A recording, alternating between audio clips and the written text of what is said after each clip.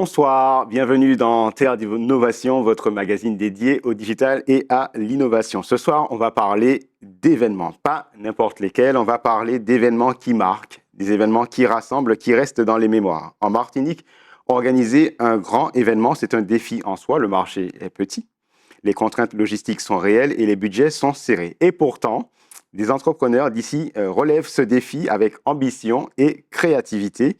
Toujours avec une question permanente, comment faire mieux, comment faire différemment, comment utiliser les outils d'aujourd'hui pour transformer une soirée, un festival, une animation d'entreprise.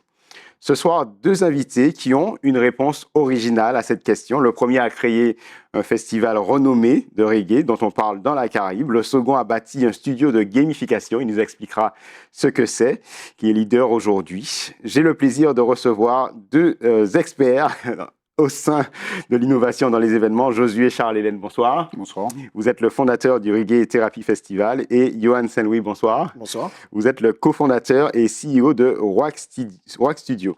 L'innovation au cœur des événements en Martinique, terre d'innovation, c'est parti.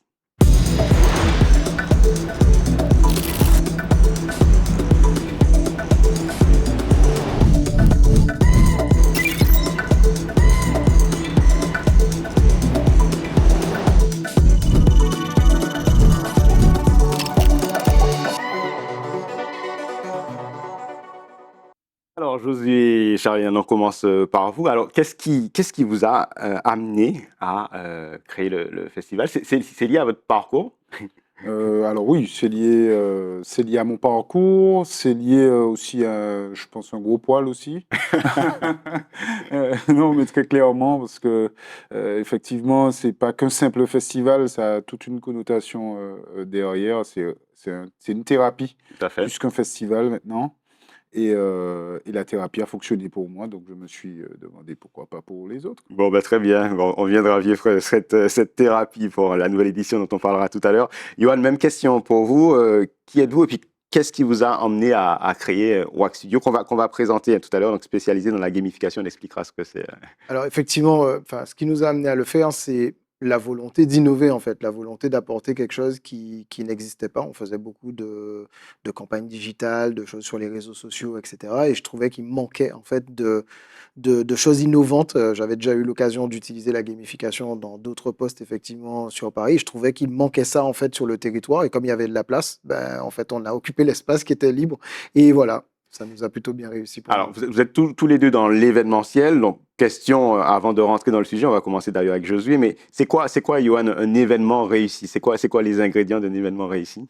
Je pense qu'un événement réussi, alors on a tendance souvent à le voir sous l'angle de celui qui fait l'événement. Donc effectivement, je dirais qu'il y a la logique économique. Et je pense que pour ceux qui le vivent, à la fois les festivaliers, je dirais que c'est l'expérience réussie parce qu'on a effectivement des aléas, mais quand on a vécu une expérience, c'est intéressant. Donc c'est l'aspect musical, mais aussi tout ce qu'il y a autour, les à côté, l'expérience dans sa globalité. Et puis, il ne faut pas négliger non plus les partenaires qui sont souvent financeurs ou cofinanceurs, qui eux aussi, effectivement, doivent avoir un retour sur investissement. Donc, c'est la capacité, je pense, à pouvoir créer de la valeur pour toutes les parties prenantes, effectivement, qui est le succès, le gage du succès d'un festival ou d'un événement, je dirais. Josué?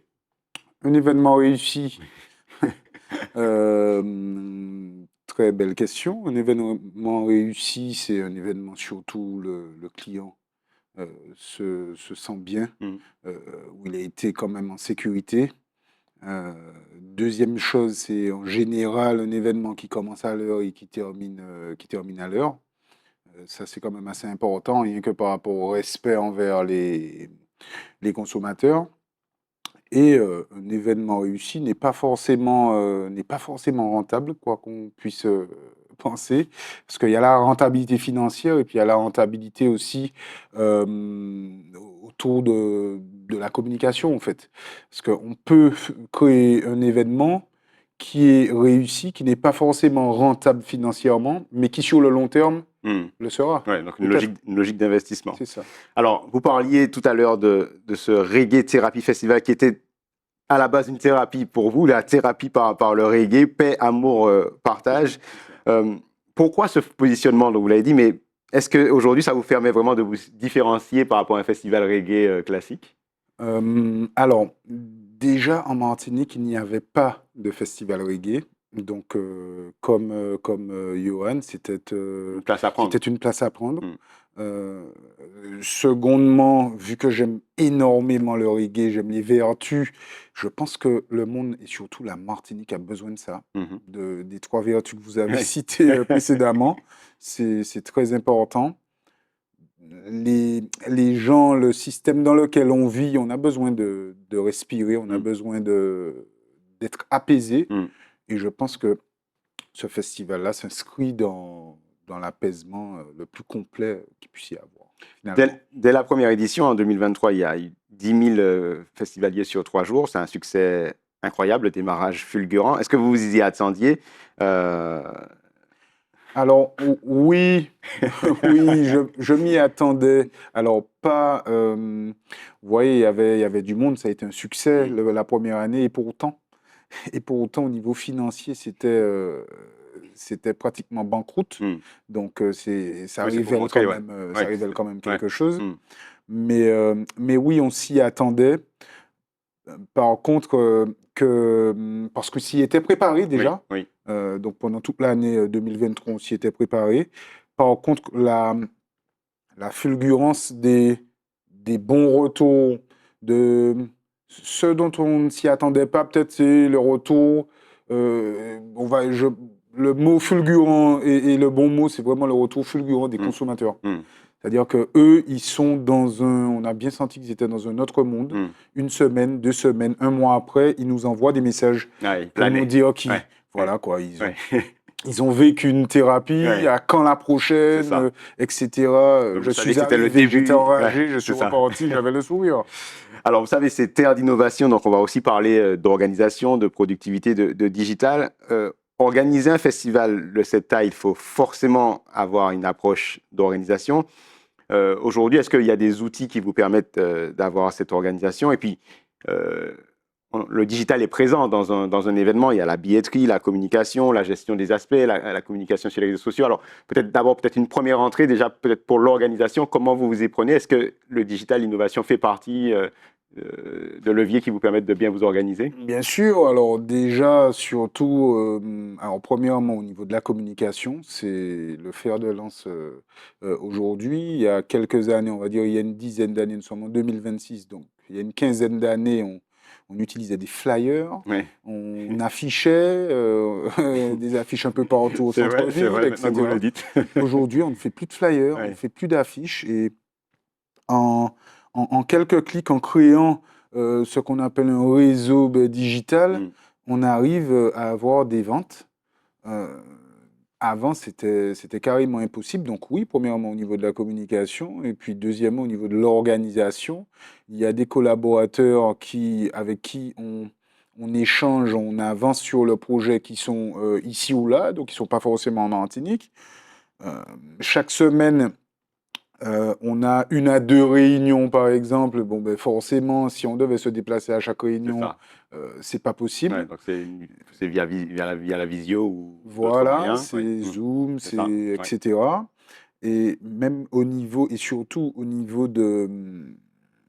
de l'événement lui-même, euh, bien sûr, au niveau des réseaux, il y a l'avant, mais il y a le pendant aussi. Donc, faire vivre en inside l'événement à des potentiels utilisateurs qui se disent, bon, ils sont en train de voir les vidéos, bon, ben, samedi, ça s'est passé comme ça. Je viens C'est ça. dimanche. Donc, c'est des euh, potentiels consommateurs hein, Potentiels des dernières minutes. consommateurs. Oui. Donc là, on est toujours un petit peu sur l'aspect Bien sûr. communication, mais vraiment au point de vue relationnel avec les collaborateurs, les partenaires, ben oui, on a vraiment de toutes les façons intérêt à utiliser cette face-là Et, de et, et l'événementiel. aujourd'hui, pour gérer un projet aussi, vous utilisez des outils. Il y a des outils de gestion de projet ou vous êtes plutôt euh, traditionnel sur cet aspect? Alors, traditionnel, au fur et à mesure, de moins en moins. D'accord. Euh, on a donc la majeure partie des membres de l'équipe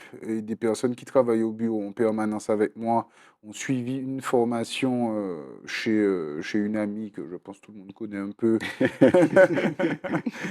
qui est Caroline Guillaume, qui qui nous a changé la vie en termes Donc, sur d'organisation. Notion, probablement. Exactement. Sur cette application de gestion de projet, Voilà. Notion, oui. Et voilà, il y a l'application et puis il y a la méthode. manière, voilà, il y a La la méthode. méthode. Et en fait, la méthode, on est en train au fur et à mesure de l'intégrer, au fur et à mesure dans l'effectif. Et ça marche plus vite, Ouais. c'est plus simple et c'est plus clair. En fait. Ouais. Et dans l'événement, il y a aussi des innovations. Alors, avant, il y avait beaucoup de cash. Aujourd'hui, il y en a un peu moins. Est-ce que c'est des innovations qui font maintenant complètement partie du festival? Est-ce qu'il y en a d'autres qui vont arriver pour cette gestion pendant que le festival vit? Alors, effectivement, il y a beaucoup moins de cash. Il y a beaucoup plus de festivals qui utilisent le cashless. C'est ça? Voilà. Nous n'utilisons pas encore le cashless. D'accord. Par contre, on utilise une solution qui s'appelle Genius, OK. qui permet, alors moi je trouve cette solution plus, j'ai l'impression à chaque Appropriée. fois que je dis ça, Ouais. je suis un peu tiraillé de part et d'autre parce que tout le monde utilise un peu le cashless. C'est ça. Moi, je ne trouve pas que ça fasse La que différence. la consommation, que Ouais. la consommation soit plus rapide Hmm. qu'autre chose. Par contre, Genius, ça c'est quelque chose d'ingénieux. Qu'est-ce que c'est? Alors, c'est tout simplement. Alors, il faut savoir l'utiliser aussi. Et donc, la communication aussi est très importante pour dire aux consommateurs voilà comment on utilise de manière concrète et optimale Genius. Genius, c'est une application très simple. Vous êtes devant Wayne Wonder qui chante. Vous kiffez la vibe de Wayne Wonder. Vous avez soif. Vous prenez votre portable. Tac, tac, tac. Genius, application. Vous voulez acheter une bouteille d'eau ou une bouteille de jus de DJ, etc. Vous cliquez sur la commande. Lorsque la commande est prête, votre portable vibre. D'accord, très bien. Hop, hop, hop, la commande est prête. Vous arrivez, vous ne faites aucune queue, C'est génial. puisque OK. vous êtes devant Wayne Wonder en Très train bien. de kiffer, Très bien. tout simplement. OK. Organiser un grand festival, c'est aussi des défis. On est sur une île, donc territoire insulaire. Il y a des enjeux de logistique. Il y a une météo qui peut être parfois capricieuse, un marché local qui est limité. Comment vous gérez, vous, ces contraintes? Comment vous arrivez à innover? Là, on n'est pas forcément sur une innovation technologique, mais comment vous appréhendez tous ces risques? Alors, c'est sûr qu'on n'est pas sur une innovation technologique. Alors, au niveau de la météo, on prie, hein. C'est la prière. Parce que, bien évidemment, on est sur une île, hein, donc il y a des contraintes aussi, même s'il y a des avantages. Donc voilà. Par contre, oui,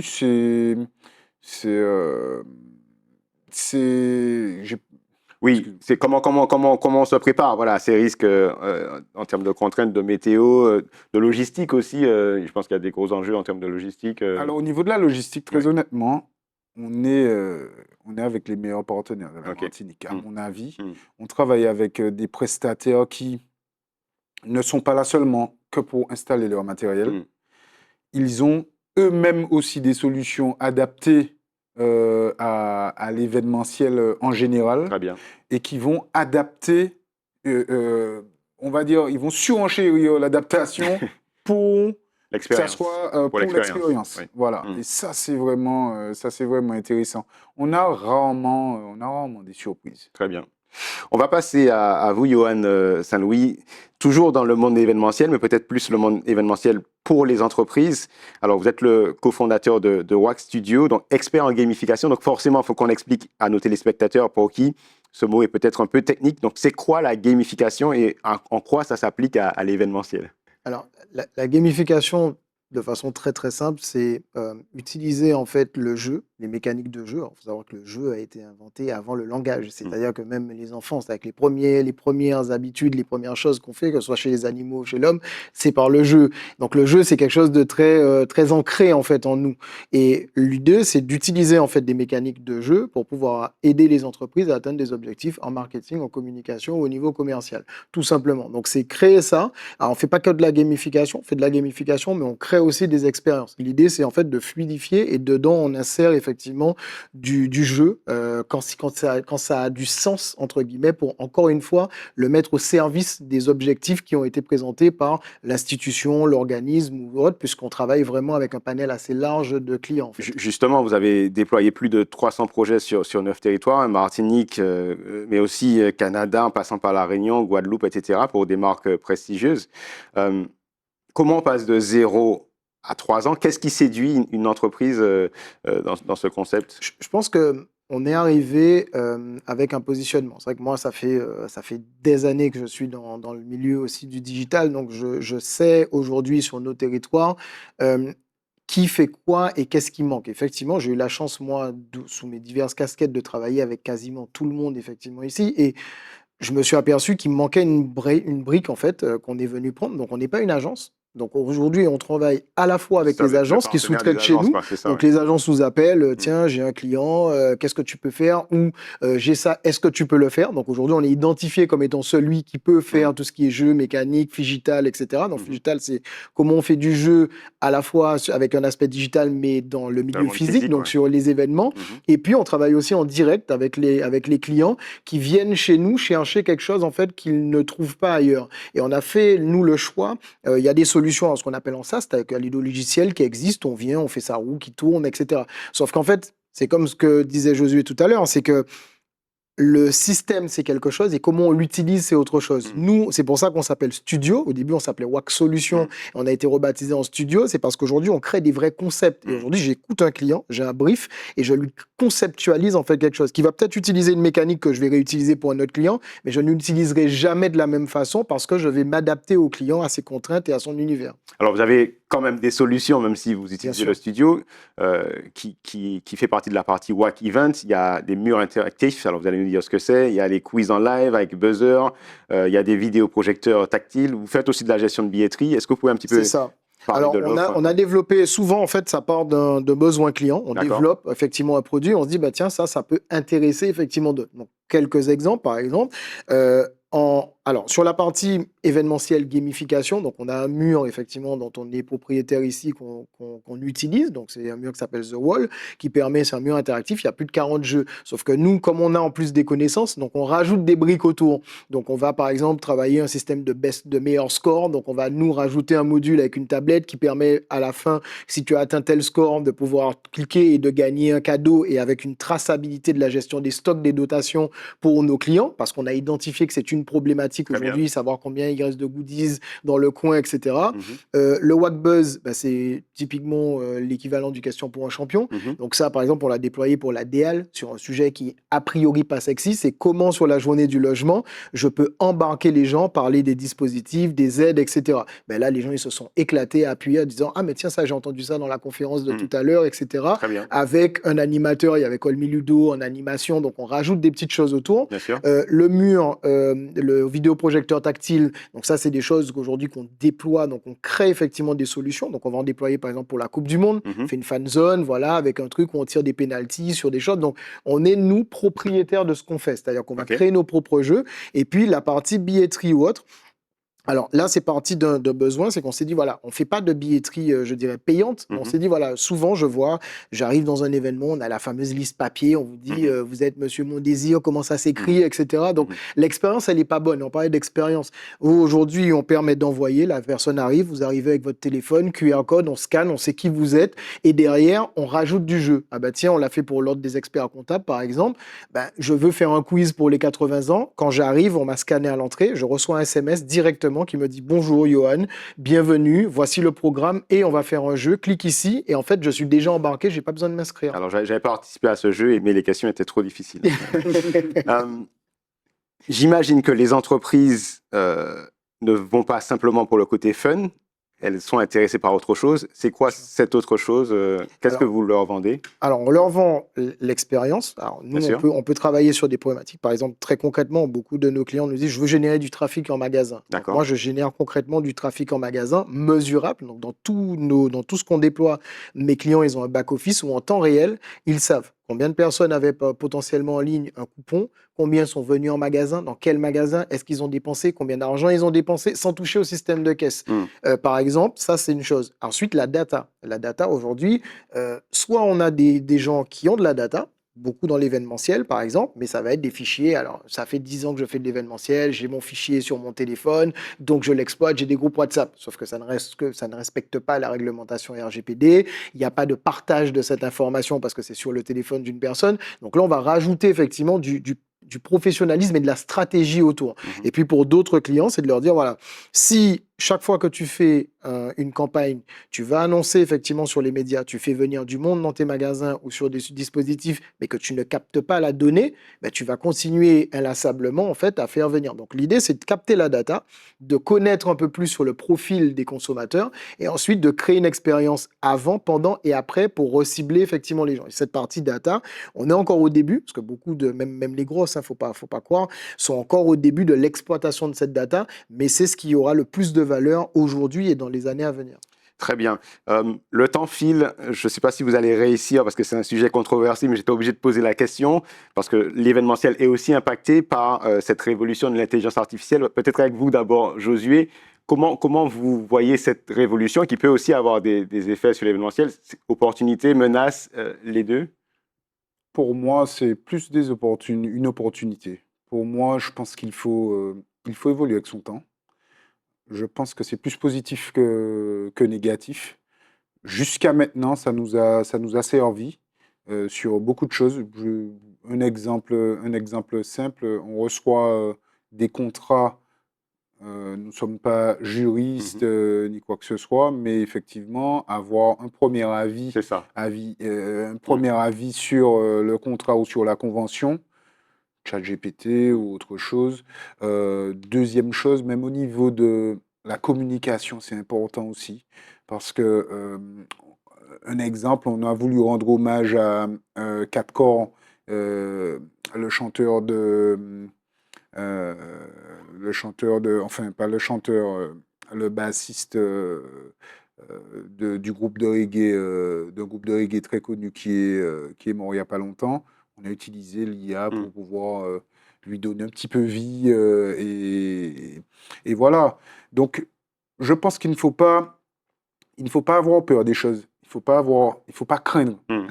la nouveauté. Il faut l'apprivoiser, tout Très simplement. bien.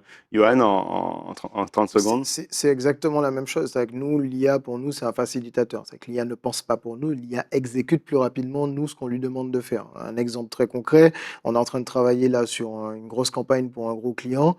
On a plein de dotations à acheter, par exemple. Ils nous donnent un budget. Bah, du coup, une fois qu'on a fait des photos en magasin de ce qu'on voulait, on a injecté dans l'IA. Je dis, voilà, je veux que tu me fasses ça, comme ça, comme ça, comme ça. Il nous a tout fait. Il me l'a sorti dans un Notion, parce que Notion utilise Notion.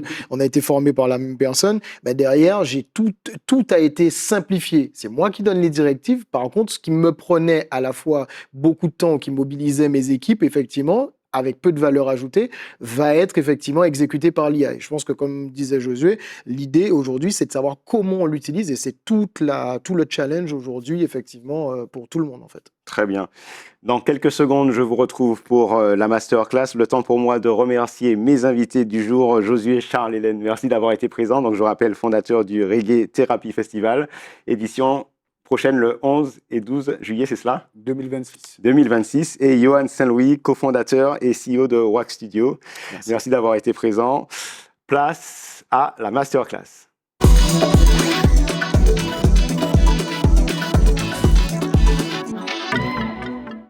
Imaginez que vous puissiez avoir un assistant pour vos propositions commerciales, pour imaginer un visuel, pour imaginer une page de vente.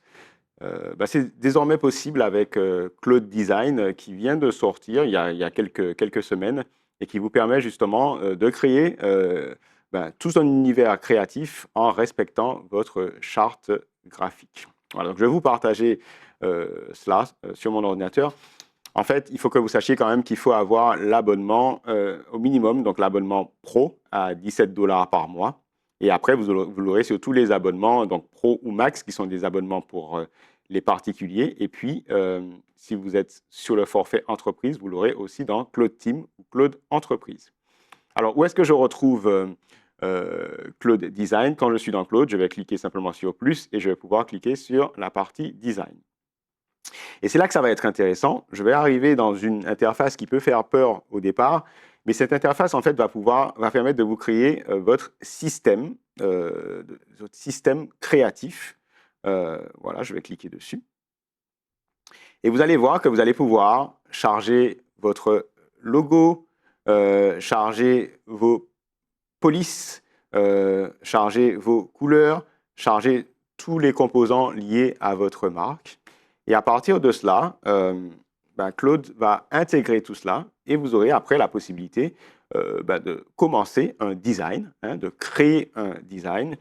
Comme je le dis, ça peut être un visuel, ça peut être une présentation PowerPoint, ça peut être une présentation commerciale, ça peut tout ce qui demande finalement d'avoir à apposer les couleurs de votre marque. Voilà. Ce qui est intéressant, c'est qu'une fois que vous aurez créé votre présentation, vous aurez la possibilité d'interagir avec l'outil pour lui dire, tiens, cette partie-là n'est pas exactement comme je me visuellement, est-ce que tu peux la corriger? Donc, vous allez pouvoir avoir des allers-retours.